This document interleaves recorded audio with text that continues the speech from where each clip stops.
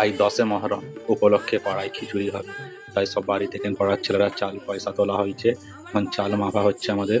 তো আলু পেঁয়াজ এখানে কাটা হচ্ছে।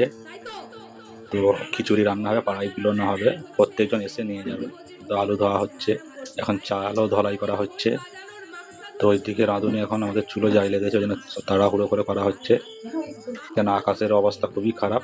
এখন বাবুর্চি মশাই এখন আলু ঢেলে দিয়েছে, ইনি একটা দেগ বানাচ্ছে, পাড়ারই ছেলে সব হাতামাতি করে করতেছে। এখন চুলো জ্বলতেছে, বৃষ্টি চলে এসছে, কোনো রকম আমাদের একটা মিনি প্যান্ডেল হয়েছে। আলু দেওয়া হলো দেগের মধ্যে। তো এবার এই দেগটাতে চালও দেওয়া হচ্ছে হাঁড়িতে। দেখুন সবাই হাতে নাতে করে নিচ্ছে, খুব তাড়াতাড়ি করতে হবে, কেন বৃষ্টি আসছে, বৃষ্টি অলরেডি হচ্ছে। তো এইগুলো আমরা এখন সব রেডি করা হয়ে গেল। রেডি করে এখন বৃষ্টি চলে এসছে, সব আমরা রেখে পাশে দালানে এসে দাঁড়িয়ে আছি। আর একজন আছে জল দিতে, তো আমাদের এখন হয়ে রেডি হয়ে গেছে।